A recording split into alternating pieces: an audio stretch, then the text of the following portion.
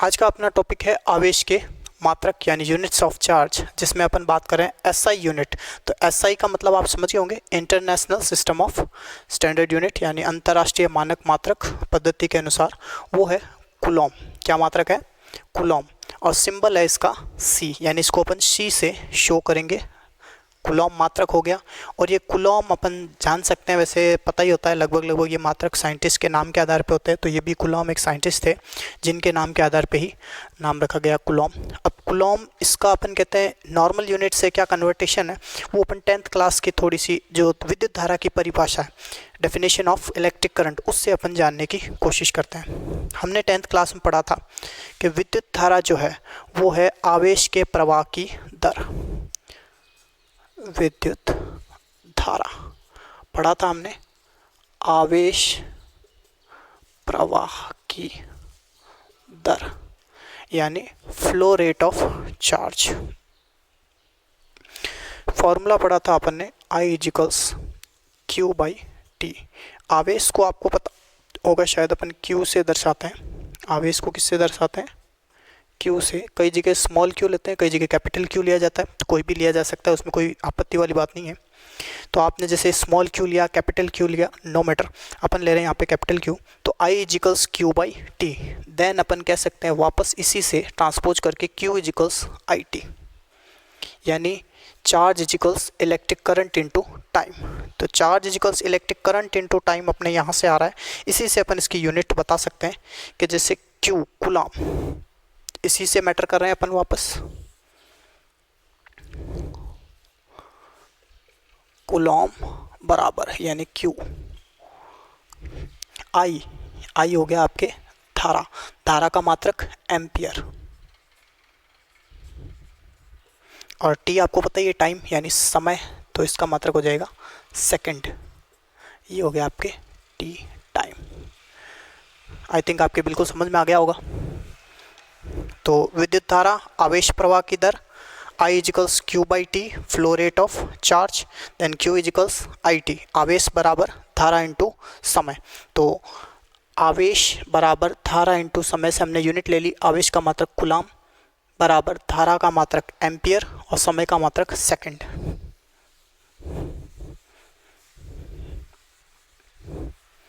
यानी कूलॉम को कहा जा सकता है एम्पियर इंटू सेकंड।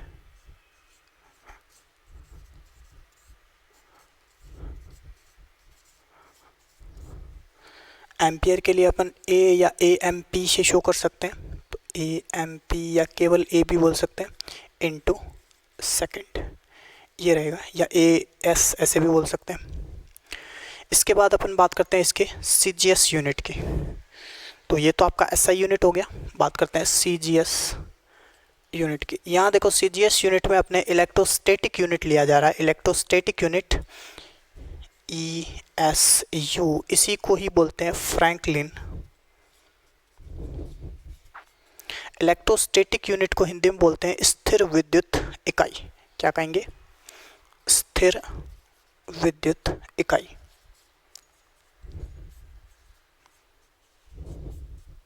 ये है आपका ESU, इलेक्ट्रोस्टैटिक यूनिट, इसी को ही फ्रैंकलिन बोलते हैं। और ये एक तरह से आवेश का CGS या छोटा मात्रक कहा जा सकता है। अब रही बात कन्वर्टेशन की, कूलॉम से इसका क्या रिलेशन है, तो वो बता देते हैं कि 1 कूलॉम, C बोले तो कूलॉम, तो 1 कूलॉम इजिकल्स 3 इंटू 10⁻⁹ ESU, या फ्रैंकलिन कह सकते हैं। फ्रैंकलिन को FR से शो किया जा सकता है, या FR भी कह सकते हैं फ्रैंकलिन। तो 1 Coulomb इजिकल्स 3 into 10⁻⁹ ESU electrostatic unit. ये हो गया आपके कन्वर्टेशन CGS का SI में। CGS का मतलब समझ गए होंगे, सेंटीमीटर ग्राम सेकंड पद्धति है, ये अंतर्राष्ट्रीय मानक मात्रक पद्धति है। अब इसके बाद अपन बात करते हैं, ये तो हुआ छोटा मात्रक, एक बड़ा मात्रक बात करते हैं। तो आवेश का बड़ा मात्रक, ये है आपके फैराडे।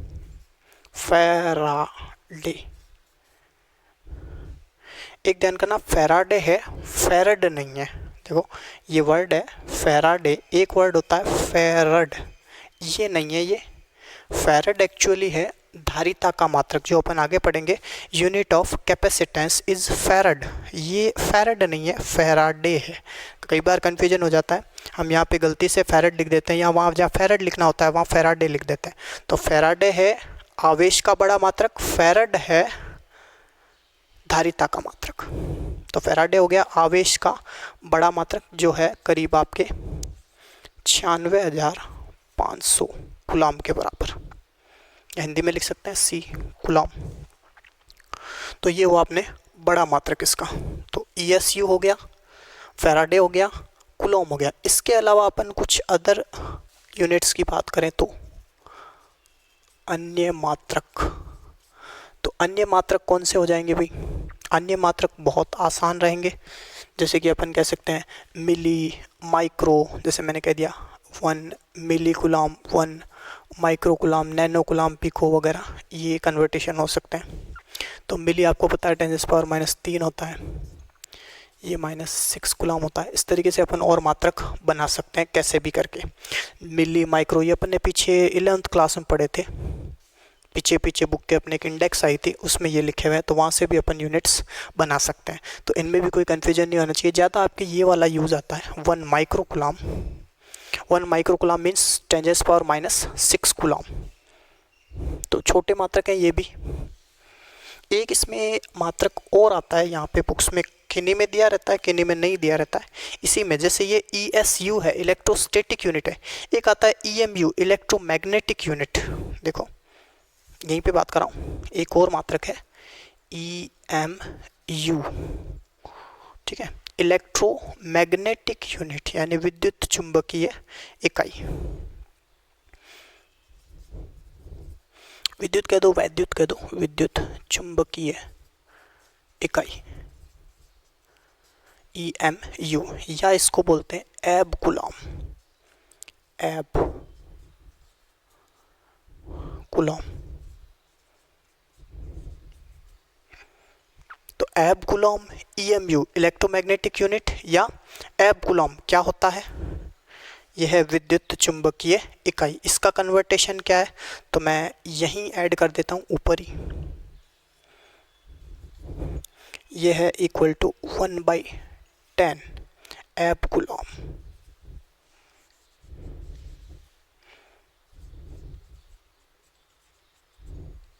यानी एक तरीके से वापस अपन कह सकते हैं 10 कूलाम इजिकल्स 1 एब कूलाम, या 1 एब कूलाम इजिकल्स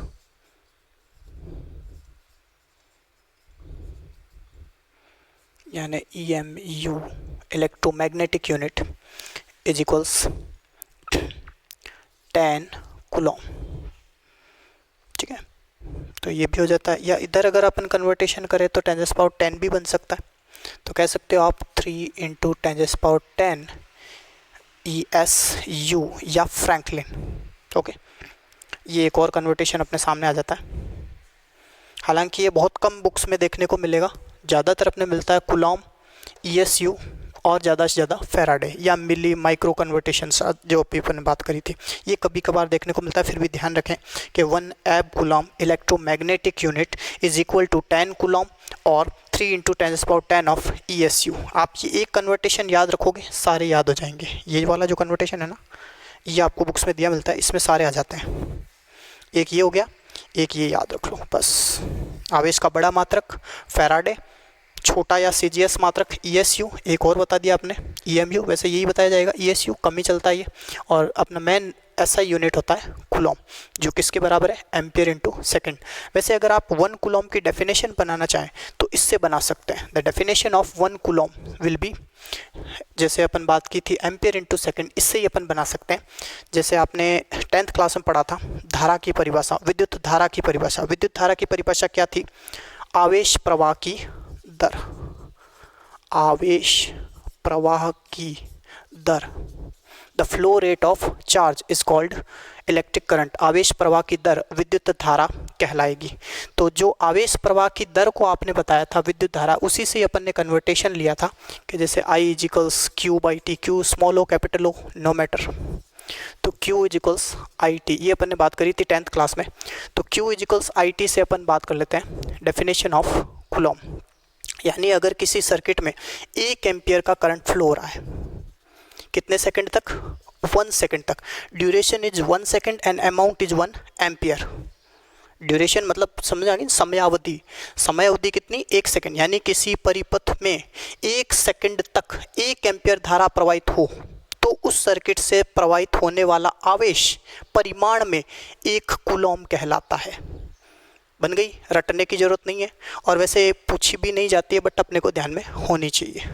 पूछ भी ले तो कोई दिक्कत नहीं, आज तक तो नहीं पूछा हुआ है। तो ये होता है अपने आवेश का मात्रक कंप्लीट। नेक्स्ट टॉपिक है अपना आवेश के गुणधर्म यानी प्रॉपर्टीज ऑफ चार्ज। अपन ने चार्ज पढ़ा, डेफिनेशन पढ़ी, द टाइप्स ऑफ चार्ज पढ़े, उसके बाद में अपन ने ये अभी देख लिया यूनिट्स ऑफ चार्ज, वो भी देख लिया, ठीक है। और अपन ने आवेशन भी पढ़ लिया था कल, यानी चार्जिंग जो है। अब अपन बात करें आवेश के गुणधर्म। वैसे मैंने आपको एक गुणधर्म, जब मैंने आवेश की परिभाषा बताई थी तब मैंने आपको इसके बारे में बात करी थी, ध्यान में होगा, कंजर्वेशन ऑफ चार्ज। कोई नई बात नहीं है। जैसे अपन ने एनर्जी कंजर्वेशन पढ़ा है, ठीक वही चीज़ अप्लाई करनी है किसके लिए? चार्ज कंजर्वेशन के लिए। तो चार्ज कंजर्वेशन, आवेश संरक्षण हमने बात करी थी। आवेश संरक्षण बिल्कुल इजी है, कोई दिक्कत नहीं है। जैसे मैं पहला यही ले लेता हूँ, चलो, आवेश संरक्षण, द कंजर्वेशन ऑफ चार्ज। क्या होता है? अपन कहते हैं, जैसे ऊर्जा संरक्षण पढ़ा हमने छोटी क्लासों में, तो ऊर्जा संरक्षण हम क्या बोलते हैं? ऊर्जा संरक्षण में देखो अपन बोलते हैं कि ऊर्जा को न तो उत्पन्न किया जा सकता है और न ही ऊर्जा को नष्ट किया जाता है, ठीक है ना। ऊर्जा न उत्पन्न होगी न नष्ट होगी, तो क्या होगी? एक से दूसरे में स्थानांतरित होगी। एनर्जी ओनली कैन ट्रांसफर, न तो अपन कहेंगे उत्पन्न होगी न नष्ट होगी। तो चार्ज के लिए भी बिल्कुल यही कह सकते हैं, ठीक है ना। क्या कि आवेश को न तो उत्पन्न किया जा सकता है और न ही नष्ट किया जा सकता है। यानी आवेश को उत्पन्न करना और नष्ट करना संभव नहीं है, इसे केवल एक से दूसरे में स्थानांतरित किया जा सकता है। कैसे? हमने कल इलेक्ट्रॉन सिद्धांत पढ़ा। इलेक्ट्रॉन सिद्धांत में अपन ने बात करी थी, क्या बात की थी? कि परमाणु जब इलेक्ट्रॉन त्यागता है अथवा ग्रहण करता है तो दोनों ही कंडीशन में चार्ज ट्रांसफर होता है, न कि उत्पन्न होता है न कि नष्ट होता है। बिल्कुल इजी वे में अपन इसको समझते हैं। आप उदाहरण ले सकते हैं, बहुत जाना माना उदाहरण छठी क्लास से अपन लेते हैं NaCl बनने का। तो उसमें अपन कहते हैं Na के लिए, Cl के लिए किसने किसको इलेक्ट्रॉन दिया, है ना, पढ़ते थे ना अपन। तो Na क्या करता है? एक इलेक्ट्रॉन देता है Cl को, तो इस पे एक +1 चार्ज आता है, इस पे एक -1 चार्ज आता है, क्योंकि इसने एक इलेक्ट्रॉन प्रोवाइड कराया है, त्यागा है, और इसने एक इलेक्ट्रॉन एक्सेप्ट किया है, गेन किया है, ग्रहण किया है। तो हम कह सकते हैं कि जब सोडियम ने एक इलेक्ट्रॉन त्यागा है तो इस पर एक इलेक्ट्रॉन, तो अमाउंट हो गया 1, और दिया है इसलिए प्लस, और इसने एक इलेक्ट्रॉन गेन किया है मतलब माइनस, ऋण चिन्ह, और एक इलेक्ट्रॉन गेन किया है, देन अमाउंट 1। कल बात की थी अपन ने, चार्ज अमाउंट डिपेंड करेगा कितनी संख्या में इलेक्ट्रॉन का एक्सचेंज, विनिमय हुआ है। और इधर अपन ने बात कर ली थी Cl की, तो इसने अपन ने कहा था गेन के, तो बात वही हुई यहाँ पे। क्या इस पे +1 चार्ज उत्पन्न हुआ? क्या इस पे -1 चार्ज उत्पन्न हुआ या नष्ट हुआ? ऐसा कुछ नहीं है, न तो आवेश उत्पन्न हुआ न नष्ट हुआ है। मतलब एक इलेक्ट्रॉन यहाँ से जाना मतलब नष्ट नहीं हुआ, इसने एक लिया मतलब कोई उत्पन्न नहीं हुआ। तो कहने का मीन्स ये हो गया, आवेश न तो उत्पन्न हुआ है न नष्ट हुआ है, कैन नॉट डिस्ट्रॉय, ठीक है ना। न तो डिस्ट्रॉय हुआ है न क्रिएट हुआ है, उत्पन्न भी नहीं हुआ है नष्ट भी नहीं हुआ है, केवल क्या हुआ है? स्थानांतरण। तो इसको क्या बोलोगे आप? इसको ट्रांसफर ही बोलोगे ना, सॉरी स्थानांतरण बोलोगे। क्या कहेंगे? स्थानांतरण। आवेश का हुआ है स्थानांतरण, आवेश उत्पन्न नहीं हुआ, आवेश नष्ट नहीं हुआ, केवल क्या हुआ? स्थानांतरित हुआ। देन यहाँ से अपना बना कंजर्वेशन ऑफ चार्ज। तो इसको मैं थोड़ा सा लिख देता हूँ ताकि आपको आसानी रहे। तो क्या कहेंगे अपन? आवेश को न तो उत्पन्न किया जा सकता है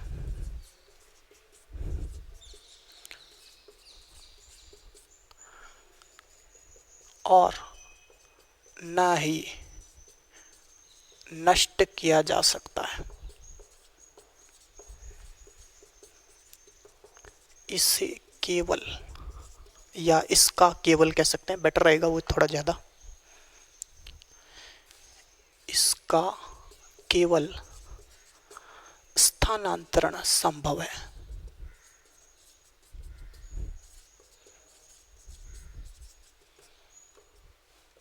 that is the statement of conservation of charge. आवेश संरक्षण का ये आपका कथन हो जाता है। मुझे नहीं लगता आपको इसके किसी एक्सप्लेनेशन में या इसके सेंटेंस में या इसके अंडरस्टैंडिंग में प्रॉब्लम होगी। बिल्कुल मैं समझता हूँ ये आपके क्लियर हो चुका है, आवेश संरक्षण। इसके बाद अपन बात करते हैं, तो पहला अपना हो चुका आवेश संरक्षण। अगला ले लेंगे अभी अपन, ये तो कंप्लीट हो गया आपने।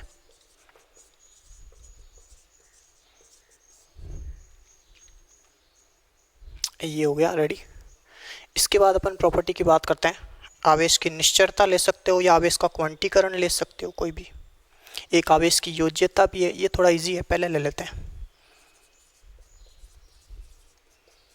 आवेशों की योज्यता, ये थोड़ा हिंदी वर्ड टिपिकल हो सकता है, शायद तुम्हें नहीं पता हो। एडिटिविटी भी बोलते हैं इसको। योज्यता मतलब समझ गए ना, जोड़ना, उससे संबंधित है एडिटिविटी ऑफ चार्ज। तो एडिटिविटी ऑफ चार्ज यानी आवेशों की योज्यता से हम क्या समझेंगे, चलो देखते हैं अपन। Let's see about it. आवेशों की योज्यता यानी अगर मैं यूँ कहूँ किसी पार्टिकल पे सेपरेटली अलग अलग चार्ज अमाउंट हैं, जैसे कोई +1 कूलम हो गया, -1 कूलम हो गया, +2 कूलम हो गया, -3 कूलम हो गया, -5 कूलम हो गया, +7 कूलम हो गया, इस तरीके से अलग अलग चार्ज अमाउंट है।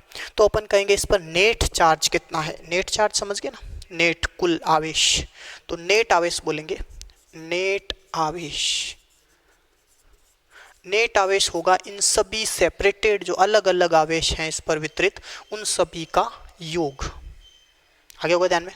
तो इन सभी का योग कर लीजिए, वो आपके नेट आवेश आ जाएगा। जैसे मैं इन सभी का योग कर लेता हूँ, 1 कूलम +1, शुरू करते हैं, +2 -3 +7 -1 -5, कितना हो जाता है अभी। पहले प्लस प्लस वाले ऐड कर लीजिए, ये प्लस का हो गया, ये प्लस का हो गया, ये सारे माइनस के हो गए। 2 1 3 7 10 हो गए।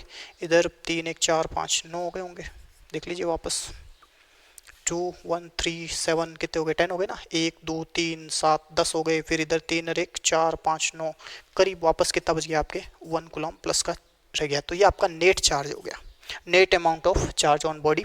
तो किसी भी अपन कहते हैं क्या बॉडी कह सकते हो, पिंड कह सकते हो, जो भी है पार्टिकल है, तो उसके ऊपर अपन कहते हैं अलग अलग सेपरेटेड अलग अलग आवेश वितरित हैं। तो उन सभी का आपको क्या कर लेता है, बीज गणितीय योग, एल्जेब्रिकल। एल्जेब्रिकल समझ गए ना, बीजीय योग।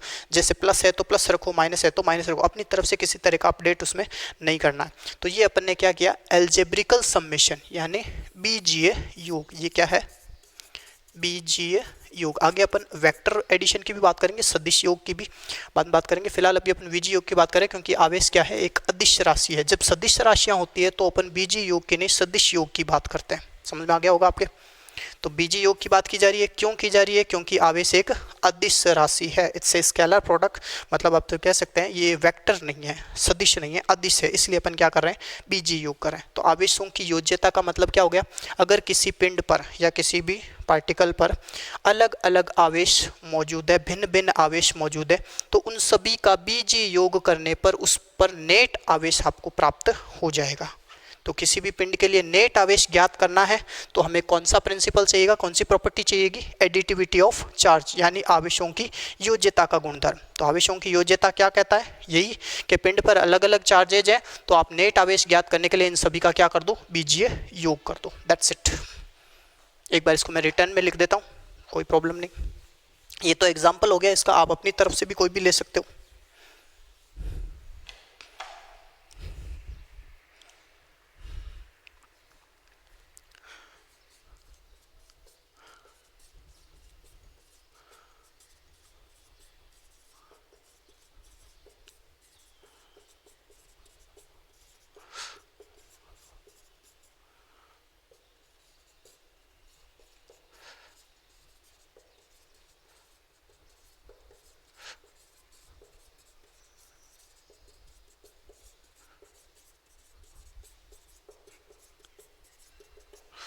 कोई प्रॉब्लम नहीं।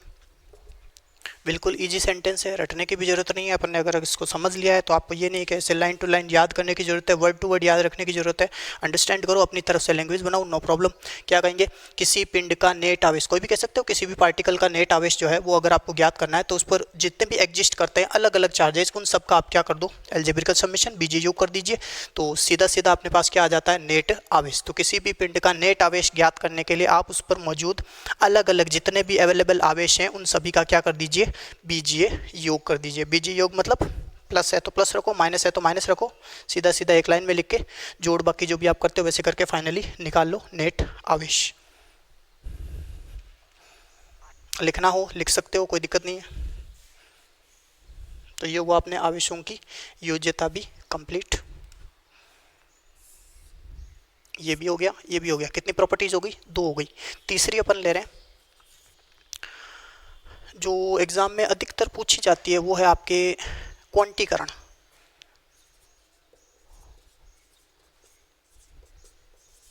ये बोर्ड एग्जाम में पूछी हुई है और मेरे हिसाब से 4 प्रॉपर्टी जो अपनी बुक में है, एक है आवेश की निश्चरता रह जाता है, ये वाला जो है वो एग्जाम में 1 नंबर का पूछा हुआ है, आवेश का क्वांटीकरण। एक बार नहीं 2-3 बार पूछा हुआ है। तो आवेश का क्वांटीकरण क्या है ये अपन ले रहे हैं अभी। तो क्वांटिजेशन से क्या आपका अभिप्राय है, मीन क्या है, क्वांटीकरण वर्ड का क्या मतलब होता है। देखो क्वांटीकरण जो वर्ड है ना, ये बना है आपके क्वांटा से। ये जो वर्ड आप समझते हो क्वांटा, आपने क्लासिक, चलो ये तो आपने नहीं पढ़ा होगा, 10th क्लास में आपने केमिस्ट्री में शायद इसका नाम सुना होगा कि जैसे अपन बात करें फोटोवोल्टिक इफेक्ट की, उसमें इसका नाम आता है। एक अपने जो क्लासिक नहीं मॉडर्न जो फिजिक्स है उसमें इसका नाम आता, चलो कोई नहीं, जैसा भी आपको याद है नहीं है मैं वापस पूरा ही बता देता हूँ। क्वांटा एक्चुअली होता है एक एनर्जी अमाउंट, यहाँ उसका इससे मतलब नहीं है। अपन ये सोचेंगे, इसको एक सिंपल से एग्जांपल से समझ लेते हैं क्वांटा का क्या मतलब है या क्वांटीकरण का क्या मतलब है। जैसे अपन कहते हैं एक सरफेस पे आप ड्रॉप बाय ड्रॉप पानी है या कोई भी लिक्विड है वो डाल रहे हो, और एक अपन कह रहे हैं यहाँ पे एक टैप लगा है, टैप समझ गए ना, इससे डायरेक्टली फ्लो आ रहा है। तो ये है सतत प्रवाह और ये है विविक्त प्रवाह। थोड़े वर्ड अलग होंगे, आपने सुने नहीं होंगे। ये क्या कहलाता है, सतत प्रवाह, कंटिन्यूअस फ्लो, और ये होता है डिस्क्रीट यानी विविक्त।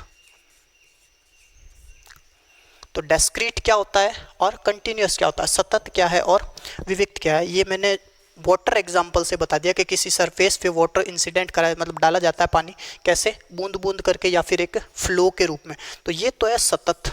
इसमें जो क्वांटीकरण है ना, जैसे मैंने इस पानी का क्वांटीकरण किया वो ये हो गया, यानी सतत नहीं है। किसके रूप में, ऐसे छोटे छोटे पैकेट्स के रूप में। ये जैसे बूंद है, ड्रॉप है, इसको मैं क्या कह सकता हूँ, a water amount, fixed amount of water, पानी का एक नियत अमाउंट या मात्रा कह सकते हैं। तो ये एक फिक्स अमाउंट हो गया, इसको मैंने क्वांटा बोल दिया। किसका क्वांटा, पानी का quanta. The water quanta is a amount of water is called quanta. Quanta समझ गए, जैसे ये क्वांटा नहीं है, क्वांटा क्या हो गया, एक निश्चित अमाउंट हो गया। वैसे ही एनर्जी के अमाउंट को क्वांटा बोला गया। अब यहाँ अपन ये क्वांटीकरण वर्ड यहाँ पे यूज करें, क्वांटा, क्वांटा यानी ड्रॉप। अब ये जो प्रोसेस है इसको क्वांटा में तोड़ने की, इसको बोल दिया क्वांटिजेशन। क्वांटिजेशन इंग्लिश में, हिंदी में क्वांटीकरण। तो आपने क्या कर दिया, क्वांटीकरण कर दिया। या आप जैसे मान लो कभी कभी आप कहते हो, आप दुकान पे जाते हो और आपने कोई प्रोडक्ट खरीदा, जैसे मान लो आपने टैबलेट्स खरीदी, ये 10 टैबलेट्स का आपके एक ग्रुप हो गया, ठीक है। अब वो ये कहता है कि मैं 10 टैबलेट्स ही दूंगा, 2-3 ऐसे सेपरेट नहीं दूंगा, क्या दूंगा, एक पूरा पैकेट ही दूंगा। तो उसने क्या कर दिया, इसका क्वांटीकरण कर दिया, लूजली नहीं बेचेगा वो, क्या करेगा, क्वांटीकरण कर दिया उसने। तो ये हुआ क्वांटीकरण। तो यहाँ पे भी मैं आवेश के क्वांटीकरण की बात इसी तरीके से कर रहा हूँ। जैसे अपन ने आवेश की बात करी थी, कोई एटम परमाणु है, ये अदर हो गया जो गेन करेगा या एक्सेप्ट करेगा। यहाँ से जैसे मैंने इलेक्ट्रॉन त्यागे इसने, ठीक है। अब क्वांटीकरण क्या है आवेश का, तो आवेश यहाँ से स्थानांतरित हुआ। क्वांटीकरण का मतलब वो ये हो गया कि ये जो नंबर ऑफ इलेक्ट्रॉन्स है, नंबर ऑफ इलेक्ट्रॉन्स, चाहे वो गेन किए चाहे वो, जैसे मान लो इसने गेन किया ना, ये इधर गेनिंग किधर दिख रही है, ग्रहण किधर किया, इधर किया, और इसने त्यागा है। तो चाहे त्यागा है चाहे ग्रहण किया है, चाहे त्यागा है चाहे ग्रहण किया है, वो जो जितने इलेक्ट्रॉन उसने त्यागे या ग्रहण किए, मान लो इसने n इलेक्ट्रॉन त्यागे, तो मैंने क्या कह दिया, n इलेक्ट्रॉन इसने त्यागे, तो टोटल चार्ज कितना हुआ भाई, टोटल चार्ज हो गया n ही, एक इलेक्ट्रॉन का चार्ज हो गया E, जिसको अपन बोलते हैं कितना, अमाउंट होता है 1.6 इंटू 10⁻⁻19 कूलम, ये अपन बहुत पहले भी पढ़ चुके हैं।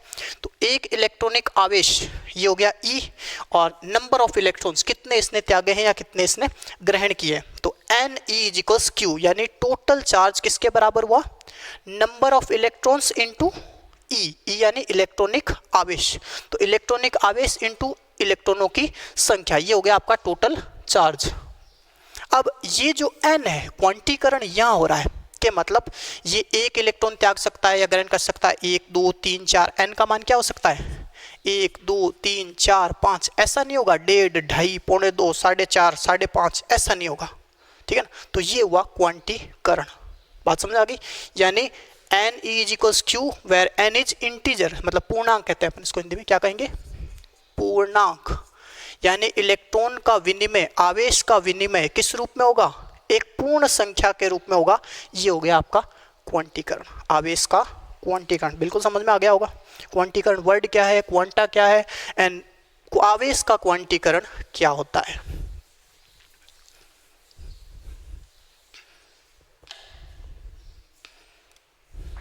तो आवेश का क्वांटीकरण यानी क्या हो गया, लिख देता हूं मैं,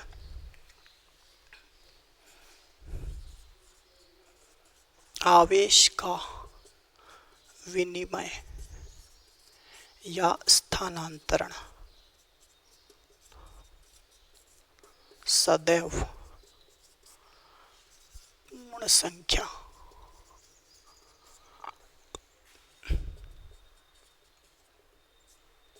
के रूप में ही होता है।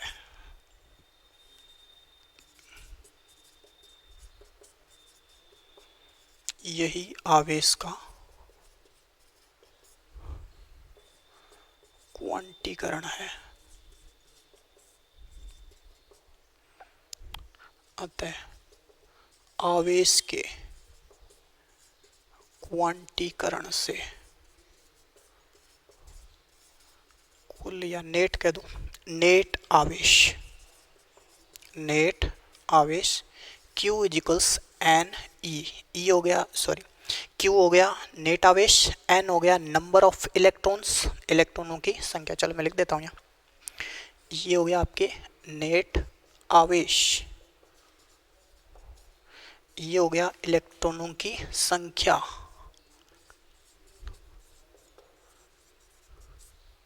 और ये हो गया आपका इलेक्ट्रॉनिक आवेश, इलेक्ट्रॉनिक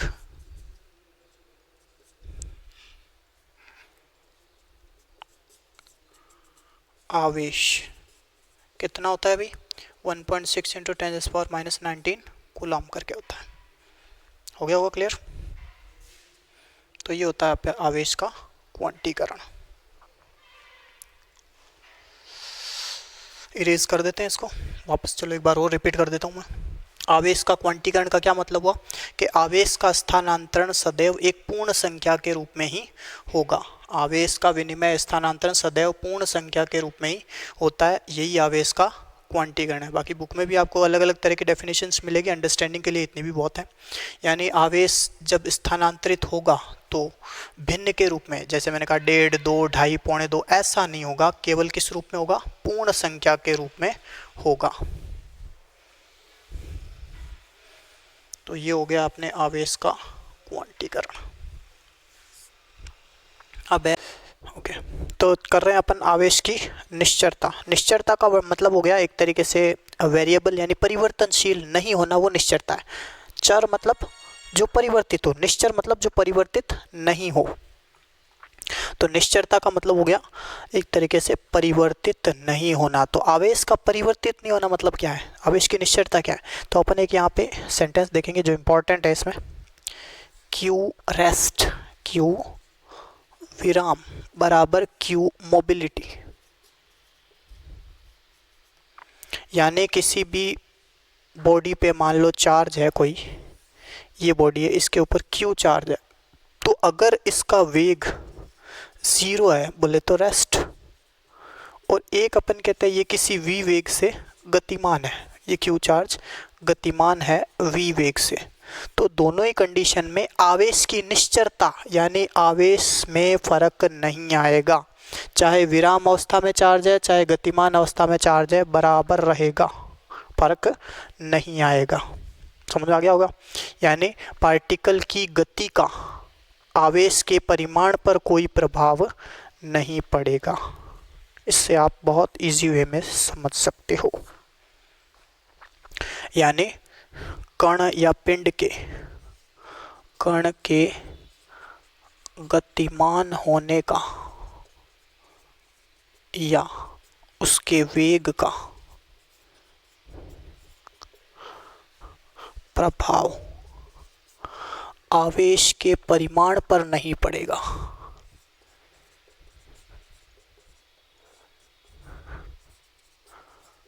नहीं पड़ेगा, समझ गए होंगे। कण के गतिमान होना, नहीं होना, विराम होना, तेज होना, धीमे होना, उन सब का प्रभाव आवेश के परिमाण पर नहीं पड़ेगा, उस आवेश के परिमाण पर जो इस पिंड पर मौजूद है।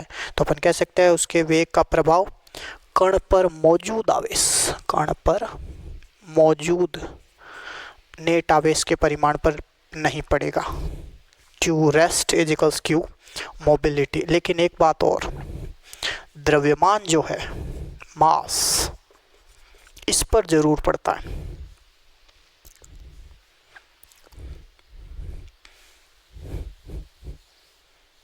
ये ध्यान में आ गया, लिखने की जरूरत नहीं, या लिखो तो लिख लो, कोई दिक्कत नहीं है। आवेश की निश्चरता क्या है? कण के वेग का कण पर मौजूद आवेश पर प्रभाव नहीं पड़ेगा। आवेश की निश्चरता, आवेश नहीं बदलेगा। किस कंडीशन में? आवेश के गतिमान होने या न होने पर। लेकिन मैंने कहा द्रव्यमान जरूर बदल जाता है। यह है आइंस्टीन की आपेक्षिकता सिद्धांत, यानी आइंस्टीन की रिलेटिविटी थ्योरी। तो आइंस्टीन ने जो खोजा था रिलेटिविटी थ्योरी को हिंदी में कहेंगे आपेक्षिकता का सिद्धांत। आइंस्टीन का आपेक्षिकता का सिद्धांत, इसके अनुसार अपन कहते हैं द्रव्यमान जो है वो जरूर बदल जाता है अगर पिंड गतिमान होता है तो। यानी m हो गया मास, द्रव्यमान, m विराम is not equal to m mobility, गतिशील। तो गतिशील पिंड का द्रव्यमान विराम वाले पिंड के द्रव्यमान के बराबर नहीं होगा। यानी अगर कोई पिंड गतिमान होता है तो उसका द्रव्यमान सामान्यतः बढ़ जाएगा। इसमें फॉर्मूला भी है वैसे इसका। अपन m विराम को m नॉट से शो कर देते, इसको केवल m से शो कर देते। तो फॉर्मूला क्या है इसका?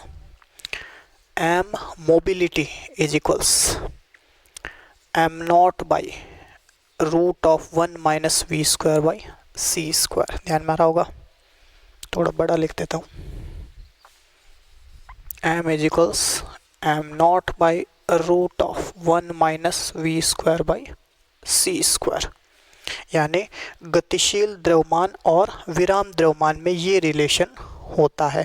यहाँ पे देखो, ये तो गतिमान का द्रव्यमान हो गया पिंड का, ये विराम पिंड का द्रव्यमान हो गया, और ये v है वो पिंड का वेग है, और c प्रकाश का वेग है। v ये तो हो गया आपके पिंड का वेग, और c हो जाता है प्रकाश का वेग, लाइट वेलोसिटी, जो कितनी है 3 × 10⁻⁹।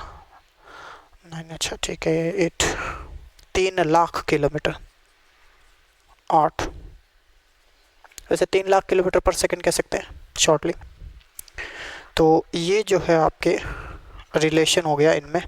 लेकिन आवेश की निश्चरता में हमने क्या कहा था कि Q विराम इज इक्वल टू Q गतिमान या गतिशील।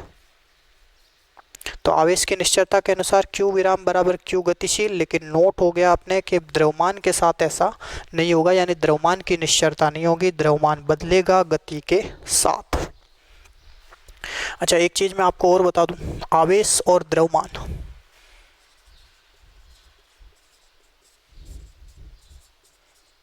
इनमें क्या अपन बात कर सकते हैं। देखो, बिना आवेश का द्रव्यमान हो सकता है, लेकिन बिना द्रव्यमान के आवेश नहीं हो सकता। समझ में आ गया होगा। द्रव्यमान है तो आवेश होना नहीं होना, लेकिन अगर द्रव्यमान ही नहीं है तो आवेश नहीं होगा। क्या कहा मैंने? बिना आवेश के द्रव्यमान संभव, लेकिन बिना द्रव्यमान के आवेश असंभव। ये थोड़ा एक सेंटेंस इसमें बोला जाता है, क्योंकि अपन कह सकते हैं कि द्रव्यमान है तो आवेश है, आवेश है तो द्रव्यमान ये नहीं है। आवेश है तो द्रव्यमान तो सर्टेनली होगा ही, लेकिन द्रव्यमान है तो सर्टेनली आवेश हो नहीं हो जरूरी नहीं है, क्योंकि द्रव्यमान कैसा हो सकता है? उदासीन भी हो सकता है। क्लियर? तो ये हुआ अपने आवेश की निश्चरता। ठीक है, ये हो गया कंप्लीट। नेक्स्ट टॉपिक है अपना कूलॉम का नियम। यहाँ से एक तरीके से अपन कहें तो चैप्टर का सही तरीके से शुरुआत या स्टार्टिंग हो रही है कूलॉम का नियम से। तो कूलॉम का क्या नियम है ये बताने से पहले मैं आपको थोड़ा सा याद दिला देता हूँ कि 9th क्लास में और 11th क्लास में हमने गुरुत्वाकर्षण के बारे में पढ़ा था। वहाँ पे अपन ने एक नियम पढ़ा था जो न्यूटन ने दिया था, गुरुत्वाकर्षण का सार्वत्रिक नियम जिसको अपन कह रहे हैं। गुरुत्वाकर्षण का सार्वत्रिक नियम क्या है? सार्वत्रिक नियम देखो ये है कि ब्रह्मांड में जितने भी पिंड है सब एक दूसरे को क्या करते हैं? एक बल से आकर्षित करते हैं, जिसे अपन गुरुत्वाकर्षण कहते हैं। लेकिन उस गुरुत्वाकर्षण बल का परिमाण क्या है, मात्रा कितनी? तो उस बल का परिमाण के लिए न्यूटन का गुरुत्वाकर्षण का सार्वत्रिक नियम हम बता रहे हैं, जो क्या कहता है? वो ये कहता है, न्यूटन के गुरुत्वाकर्षण के सार्वत्रिक नियमानुसार डैश, फिर अपन इन्वर्टेड कोमा में लिखते हैं ये बात है कि दो पिंडों के मध्य लगने वाला गुरुत्वाकर्षण बल परिमाण में उन दोनों पिंडों के द्रव्यमानों के गुणनफल के समानुपाती और बीच की दूरी के वर्ग के व्युत्क्रमानुपाती होता है। जैसे हमने बात करी m1 m2, ये कोई r डिस्टेंस पे, तो हमने ये कहा कि गुरुत्वाकर्षण बल जो है एफ ऑफ जी, गुरुत्वाकर्षण बल, ये अपन कह सकते हैं, पहले प्रपोजनल कर देंगे फिर इक्वल कर देंगे, समानुपाती है, एक तो द्रव्यमानों के गुणनफल के और एक बीच की दूरी के वर्ग के व्युत्क्रमानुपाती बात कर ली। समानुपाती है तो ऊपर रहेगा, व्युत्क्रमानुपाती है तो नीचे रहेगा। अलग अलग कहें दोनों सेंटेंस को तो ऐसे कह सकते हो, f of g is proportional to m1 and 2 and f of g is proportional to 1 upon r square। तो कह सकते हैं जो आपका गुरुत्वाकर्षण बल है द्रव्यमानों के गुणनफल के समानुपाती और बीच की दूरी के वर्ग के व्युत्क्रमानुपाती। ये मैं आपको इसलिए बता रहा हूँ क्योंकि इससे रिलेटेड ही कूलॉम का नियम है, ठीक है ना। तो यहाँ से अपन बात कर लेते हैं कि f of g is equal to G m1 m2 G m1 m2 upon r square, जहाँ g है गुरुत्वाकर्षण का सार्वत्रिक नियतांक। अब यही चीज़ वापस अपने को अप्लाई करनी है कूलॉम के नियम में। चेंज क्या होगा? चेंज ये होगा, यहाँ पे अपन अमाउंट जो है चार्ज अमाउंट, आवेश के परिमाण, वो शो कर देते हैं Q1 Q2, यानी दो पिंड है जिनके ऊपर Q1 और Q2 आवेश विद्यमान है, बीच की दूरी r है। तो अपन ये कहेंगे कि इनके मध्य लगने वाला विद्युत बल, वहाँ का था गुरुत्वाकर्षण बल, या कहेंगे वैद्युत बल। तो दो आवेशों के मध्य लगने वाला विद्युत बल परिमाण में आवेशों के गुणनफल के समानुपाती, या आवेशों के परिमाणों के गुणनफल के समानुपाती ज़्यादा बेटर रहेगा। तो दो आवेशों के मध्य लगने वाला विद्युत बल उन आवेशों के परिमाणों के गुणनफल के समानुपाती और उनके बीच की दूरी के वर्ग के व्युत्क्रमानुपाती होता है। यानी एफ ई इस बार कौन सा है, विद्युत बल है।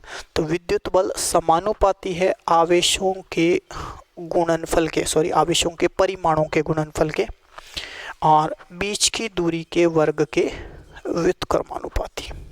ओके, तो विद्युत बल आवेशों के परिमाणों के गुणनफल के समानुपाती और बीच की दूरी के वर्ग के व्युत्क्रमानुपाती होता है।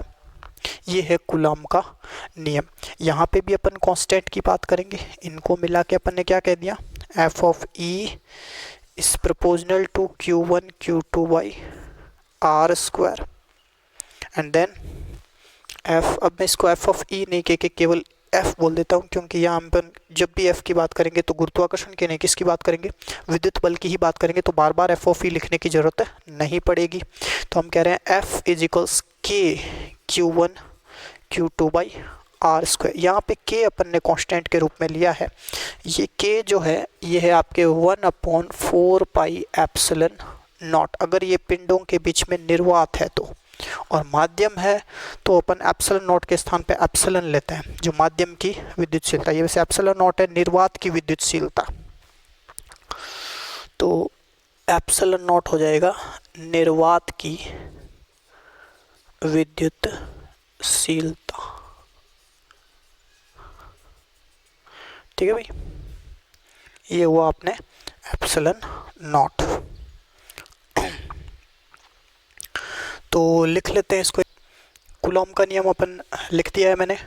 ठीक है, तो कूलॉम का नियम क्या है, इस नियमानुसार दो आवेशित पिंडों के मध्य लगने वाला विद्युत बल इन पर मौजूद आवेशों के परिमाणों के गुणनफल के समानुपाती और उनके बीच की दूरी सेपरेशन के वर्ग के व्युत्क्रमानुपाती होता है। देखा आपने, बिल्कुल सेम वैसा ही है जैसे गुरुत्वाकर्षण का सार्वत्रिक नियम था। हमने मान लिया चित्रानुसार दो पिंड है जिन पर चार्ज क्या है Q1 और Q2, आवेश के परिमाण Q1 Q2, बीच की दूरी हो गई R। तो ऐसे में इनके बीच लगने वाला विद्युत बल क्या होगा, तो विद्युत बल हो जाएगा कूलॉम के नियमानुसार, किसके नियमानुसार, कूलॉम के नियमानुसार, कि F प्रोपोर्शनल विद्युत बल समानुपाती है आवेशों के परिमाणों के गुणनफल यानी Q1 इंटू Q2 और बीच की दूरी R, इसका वर्ग हो गया स्क्वायर, व्युत्क्रमानुपाती मतलब नीचे लिख दिया। अब इसको अपन प्रोपोर्शनल हटाएंगे तो पता ही है कांस्टेंट लगेगा, तो कांस्टेंट क्या लगा दिया, K। तो कांस्टेंट है अपने पास K और ये वैसे कैपिटल K है, तो K Q1 Q2 by r square, वहाँ K हो गया आपके 1/4 पाई एप्सिलॉन नॉट और एप्सिलॉन नॉट है निर्वात की विद्युतशीलता। देखो निर्वात की विद्युतशीलता का मतलब क्या है, मतलब ये हो गया एक तरीके से कि निर्वात में विद्युत किस तरीके से या कितनी उसको प्रवाहित होने की अनुमति दी जाती है। आपको पता होगा निर्वात में विद्युत प्रवाह होना थोड़ा मुश्किल है, इसलिए अपन कह सकते हैं विद्युतशीलता निर्वात की क्या होगी, कम होगी। तो वैल्यू देखो इसकी माइनस में, वैल्यू साफ साफ नज़र आ रही होगी। K की वैल्यू है 9 × 10⁻9, अमाउंट बता रहा हूँ, यूनिट अभी मैं आपको बता दूंगा, रटने की जरूरत नहीं है, निकाल के बताएंगे। और एप्सिलॉन नॉट निर्वात की विद्युतशीलता हो गई 8.854 × 10⁻12। अब इनकी यूनिट की बात करते हैं अपन। यूनिट आप यहाँ से बनाओगे, देखो जैसे मेरे को K की यूनिट बनानी है तो मैंने क्या किया, ये जो फॉर्मूला आपका ये, इस फॉर्मूले को लेके चलूँगा मैं कि फार्मूला क्या है, F equals K Q1 Q2 upon r square. तो वापस इसको ट्रांसपोज कर लूँ तो F r square equals K Q1 Q2, then K equals F r square by Q1 Q2। समझ में आ गया होगा। ये फॉर्मूला मैंने यहाँ से उठाया, किस लिए, K के मात्रक के लिए। तो K Q1 Q2 by r square, F r square हो गया ट्रांसपोज और K Q1 Q2। तो K इजिकल्स Q1 Q2 अपॉन में चला जाएगा तो हो गया K equals F r square by Q1 Q2। अब ये मैंने इसलिए बनाया ताकि इसकी यूनिट बनाई जा सके K की। तो यूनिट कैसे बनाएंगे, देखो सबसे पहले है F का मात्रक क्या, बल है, न्यूटन, तो न्यूटन का हो गया N। फिर आर स्क्वायर तो हो जाएगा into metre square upon Q1 Q2 coulomb, तो कूलाम स्क्वायर। इजी, कैसे बना मात्रक, K equals F r square Q1 Q2, इस फॉर्मूले से ट्रांसपोज करके ले आए। उसके बाद F का यूनिट लिखा newton, r square metre square, Q1 Q2 coulomb into coulomb, coulomb square. अब चूंकि K इजिकल्स 1/4πε0 है, 4 का कोई यूनिट नहीं है, तो इसका मतलब जो K की यूनिट है उसका उल्टा ε0 की यूनिट हो जाएगी। तो इसका उल्टा कर दो, coulomb square upon newton into metre square, ये बन गई इसकी भी यूनिट। ठीक है, तो वापस बता देता हूँ एक बार और। कूलाम के नियमानुसार दो पिंडों के मध्य लगने वाला विद्युत बल का परिमाण, विद्युत बल के किसकी बात करें, परिमाण की बात करें, एक लाइन और अपडेट कर देता हूँ मैं, लगने वाला विद्युत बल परिमाण में, बात किसकी हो रही है, इसके परिमाण की। इन पर मौजूद आवेशों के परिमाणों के गुणनफल के समानुपाती और इनके मध्य की दूरी के वर्ग के व्युत्क्रमानुपाती। इसका अभी अपन वेक्टर फॉर्मेशन पढ़ेंगे, उसमें अपन दिशा की भी बात करेंगे, अभी केवल किसकी बात करें, परिमाण की। तो परिमाण हो गया आवेशों के गुणनफल के समानुपाती, बीच की दूरी के वर्ग के व्युत्क्रमानुपाती, और कॉन्स्टेंट अपन ने ले लिया k, जिसकी वैल्यू कितनी, 9 into 10⁹ 9 into 10⁹ newton into metre square by coulomb square. कैसे बनाया, ट्रांसपोज करके बनाया। तो k इजिकल्स 1/4πε0, 4 की कोई यूनिट नहीं है, तो k की जो यूनिट है वही ε0 की उल्टे करके यूनिट हो जाएगी, यानी k और ε0 की वैल्यू जिस तरीके से दी है उस हिसाब से हम कहें तो इनकी यूनिट एक दूसरे की क्या है, इनवर्स है, व्युत्क्रम है।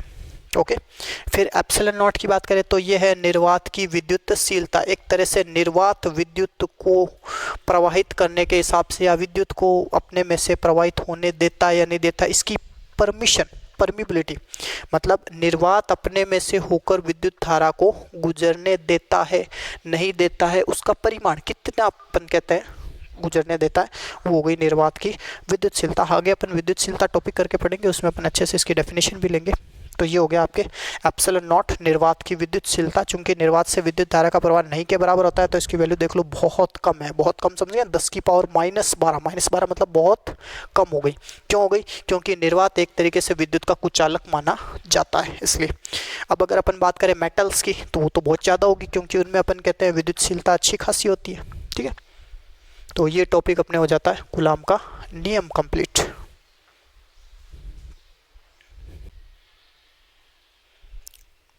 आगे टॉपिक अपन ले रहे हैं कूलाम के नियम का सदिश निरूपण। ठीक है, क्या है, कूलाम के नियम के सदिश निरूपण की अपन बात करने वाले हैं।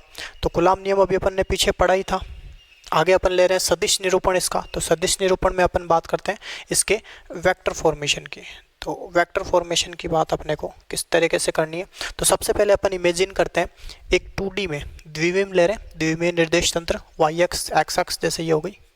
तो इसमें अपन बात कर रहे हैं दो अपने चार्ज अमाउंट है Q1 और Q2, ये इसका मूल बिंदु हो गया। और ये R1 और R2 सदिश जो हैं, R1 वेक्टर R2 वेक्टर, ये क्रमशः Q1 और Q2 के क्या हो गए, स्थिति सदिश हो गए। समझ गए होंगे, R1 सदिश और R2 सदिश क्या है, ये R1 सदिश है Q1 का स्थिति सदिश पोजीशन वेक्टर, और R2 वेक्टर हो गया Q2 का स्थिति सदिश। तो वही देखो, R1 सदिश और R2 सदिश Q1 Q2 के स्थिति सदिश हो गए। स्थिति सदिश मतलब Q1 की स्थिति बताने वाला सदिश और Q2 की स्थिति बताने वाला सदिश, किसके सापेक्ष, मूल बिंदु के सापेक्ष। तो मूल बिंदु के सापेक्ष Q1 की स्थिति बता रहा है R1 सदिश और Q2 की स्थिति बता रहा है R2 सदिश। तो ये अपन ने एक डायग्राम यहाँ पे प्रिपेयर कर लिया, और बीच में अपन इनकी जो डिस्टेंस है या सेपरेशन जो है वो भी एक सदिश रूप में अपन बात करते हैं विस्थापन की। तो अगर आप इस साइड बात करते हो तो ये R21 सदिश है, और उधर से आप बात करते हो तो ये हो जाएगा R12 सदिश। तो R12 सदिश और R21 सदिश, पहले मैं एक बार ये वाला ले लेता हूँ, ये वाली डायरेक्शन। तो देखो, बल अपन कहेंगे दो तरीके से लग रहे हैं, एक Q1 Q2 पे लगा रहा है और एक Q2 Q1 पे लगा रहा है। तो इनको अपन नाम दे दिया F12 और F21। F12 हो गया Q1 पर 2 के कारण बल, और F21 हो गया Q2 पर Q1 के कारण बल। ठीक है, तो अपन कह सकते हैं Q1 के कारण Q2 पर, Q2 के कारण Q1 पर क्रमशः बल हो गए F12 F21 हो जाते हैं जैसे। तो 1 पर 2 के कारण F12, ये थोड़ा याद रखना, कंफ्यूज हो जाते हैं कई बार, 1 2 का मतलब क्या है, 2 1 का मतलब क्या है। तो 1 2 का मतलब 1 पर 2 के कारण, 2 1 का मतलब 2 पर 1 के कारण। ओके। अब रही बात यहाँ पे R21 R12 की, तो इनके लिए देखो एक मैं आपको तरीका बता रहा हूँ। ये जैसे मान लो R21 है या R12 है, इसका कैसे पता चलेगा? मान लीजिए मैं इसको केवल R से डिफाइन कर देता हूँ। केवल किससे डिफाइन कर रहा हूँ? R से। मुझे नहीं पता ये 21 है या 12 है, मैंने कह दिया केवल R वेक्टर। अब क्या अपन डायरेक्शन ये वाली ले ली, ठीक है। अब इधर डायरेक्शन R12 है या 21 कैसे देख रहे हैं? सदिश योग के त्रिभुज नियम से। तो सदिश योग का त्रिभुज नियम के अनुसार ये और ये एक ही सीक्वेंस में, तो अपन कहेंगे R1 सदिश प्लस R सदिश, सदिश योग के त्रिभुज नियम से R1 सदिश प्लस R सदिश बराबर R2 सदिश। अब ये वाला ज्ञात करें तो R सदिश बराबर हो गया R2 सदिश माइनस R1 सदिश। 2 माइनस 1 को ही 21 बोल दिया जाएगा। तो इसी प्रकार R12 सदिश को अपन कह सकते हैं R1 माइनस R2 सदिश। सेम वैसे ही उधर एरो हो जाएगा, त्रिभुज नियम इधर से लग जाएगा, सेम प्रोसेस रिपीट हो जाएगी। तो ये हो गया आपके R12 सदिश, ये R21 सदिश, जो काम आएंगे अपने F12 और F21 के लिए। ये बिल्कुल आपके समझ में आ गया होगा। एक बार मैं इरेज कर देता हूँ इसको।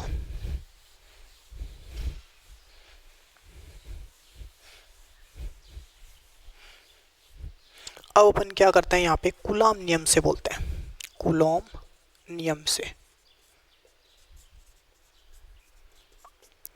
F12 क्या है और F21 क्या है, दोनों की बात कर लेते हैं।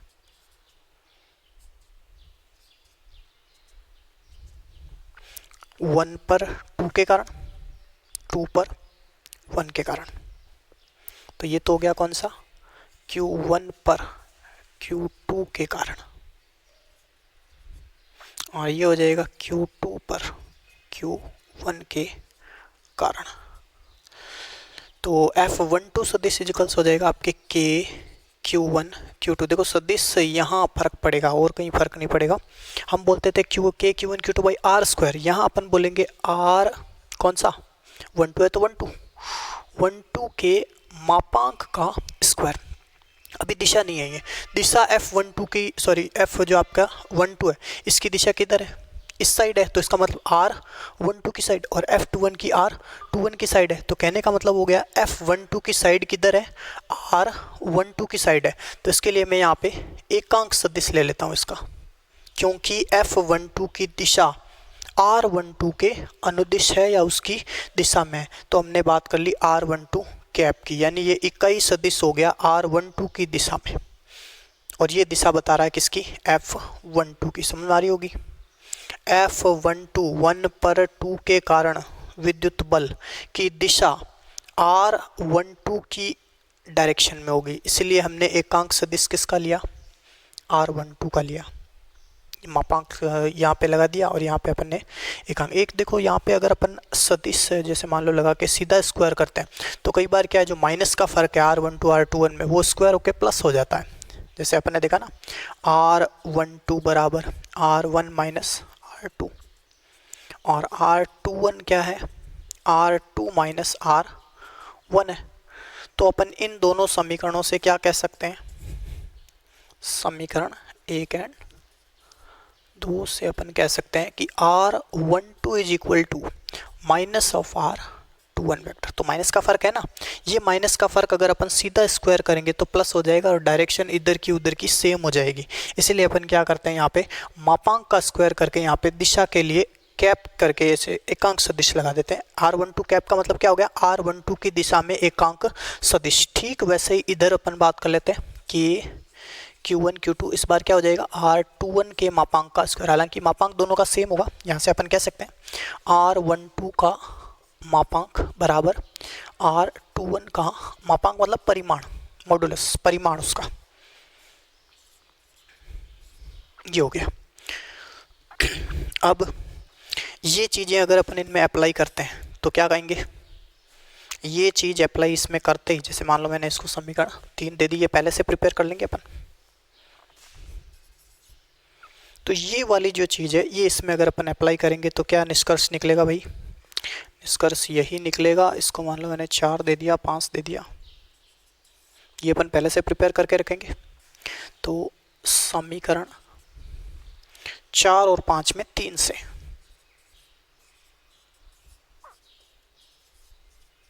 क्या कहोगे? 4 और 5 में 3 से कि R12 और R21 ये क्या है?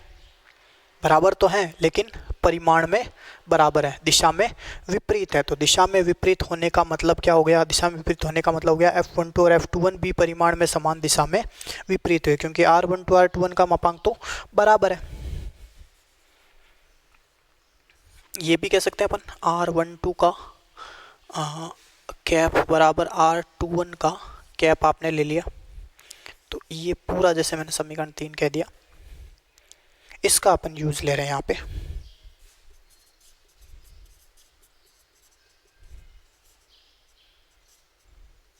फॉर्मेलिटी है, चित्र की ज्यामिति से ऐड कर सकते हो। अब यहाँ से अपन वापस ऊपर लिख लेते हैं। क्या निष्कर्ष निकला कि F12 vector equals F21 vector बच इन अपोज डायरेक्शन, यानी 1 पर 2 के कारण और 2 पर 1 के कारण जो लगने वाले विद्युत बल है वो परिमाण में समान दिशा में विपरीत होंगे। ये अपना फाइनल निष्कर्ष निकल जाता है इसका, यानी F12 vector equals minus F21 vector. इसको देखो, आपको लिखने के लिए क्या करना पड़ेगा? डायग्राम बनाना पड़ेगा, एक थोड़ी सी इसमें लैंग्वेज ऐड करनी पड़ेगी। लैंग्वेज समझ गए होंगे। द्विविम में Q1 और Q2 आवेश जिनके स्थिति सदिश R1 और R2 हैं, ठीक है। और इससे अपन वापस बात कर लेते हैं, वो त्रिभुज नियम से R12 R21 अपन ने निकाल लिए, और उसके बाद समीकरण 1 और 2 से कह दिया ये R12 इक्वल्स माइनस R21, मापांक बराबर हो गए। कैप यानी दिशा की बात करी तो विपरीत हो गई। एक सेकंड, सॉरी यहाँ माइनस था, तो R12 cap is equals minus of R21 cap, ठीक है। अब वापस अपन देख लेते हैं कूलाम के नियम का सदिश निरूपण। गुरुत्वाकर्षण का नियम भी पढ़ा था, उसमें भी यही बिल्कुल सेम था, ऐसे ही उसमें अपन ने सदिश निरूपण किया था। तो अपन क्या करते हैं इसमें, सबसे पहले जैसे आपने इसकी बात कर ली F12 की, फिर F21 की बात कर ली। दिशाएं इनकी किन किन के अनुदिश है? इन्हीं के ही जो अपन कह रहे हैं R12 R21 सदिशों के अनुदिश हो गई।